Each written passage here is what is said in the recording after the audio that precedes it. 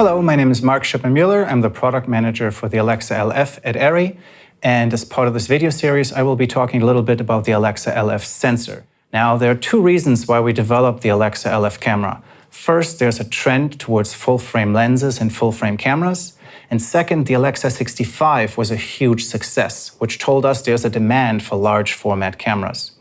Now, the Alexa 65 is a rental-only product, and not everybody needs the really large sensor of the Alexa 65, which is why we developed the Alexa LF, which is indeed a sales product.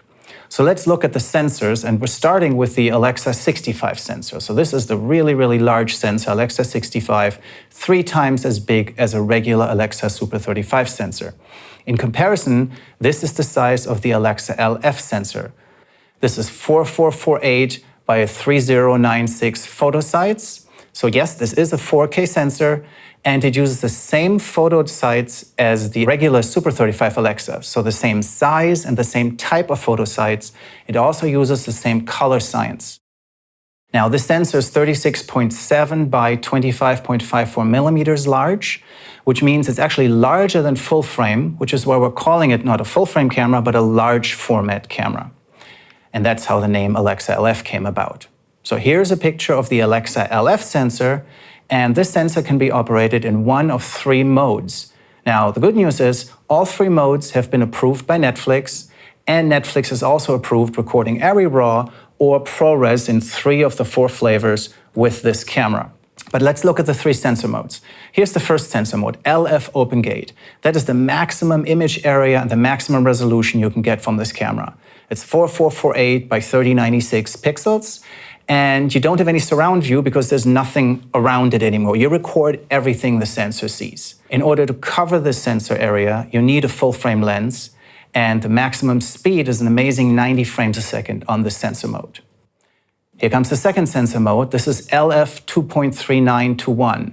This is 4448 by 1856 pixels, and that's what you would use if you want to shoot widescreen with full-frame spherical lenses. Now, this also doesn't have any surround view because we want to record the fewest number of photo sites in order to achieve the highest speed. This sensor mode runs up to 150 frames a second in order to do slow motion. And the third sensor mode is really the most interesting one. It's called LF 16:9. This is the smallest image area that still is considered 4K by Netflix. So it's 3840 by 2160 photo sites. That's 4K UHD. It does have surround view. That's the dotted line, indicates the surround view. And of course, full-frame lenses cover this, but some Super 35 lenses can also cover the sensor mode, which makes it really interesting. Now, you may ask, how does that actually work? If you look at a lens, and if you look at the image a lens projects, most lenses project a circle. That's what this looks like. Now, inside of that circle is the so-called image circle. That is the area within which the lens manufacturer guarantees the image quality of the lens.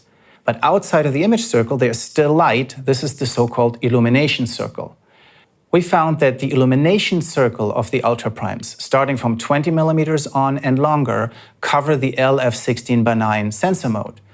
Also, the master primes, starting from 35 millimeters and longer, cover the LF 16:9 sensor mode. And in fact, there's a whole bunch of other ARRI lenses that cover LF 16:9. So if you're doing a television series and you can't afford full-frame lenses, even though of course you should be shooting with the signature primes, you could still use Super 35 lenses to shoot your television series with the Alexa LF camera. Now, how do you find out which lens covers which sensor mode? There's an online tool called the ARRI Lens Illumination Guide that you can find on our website, and that allows you to choose a camera, choose a lens, choose a t-stop, a focus setting, and then you actually see how much a given lens covers.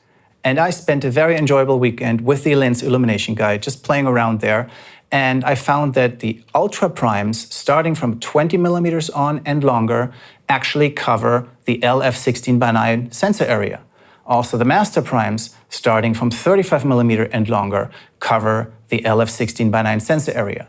So here's a list of all the ARRI lenses that cover the LF 16:9 sensor mode.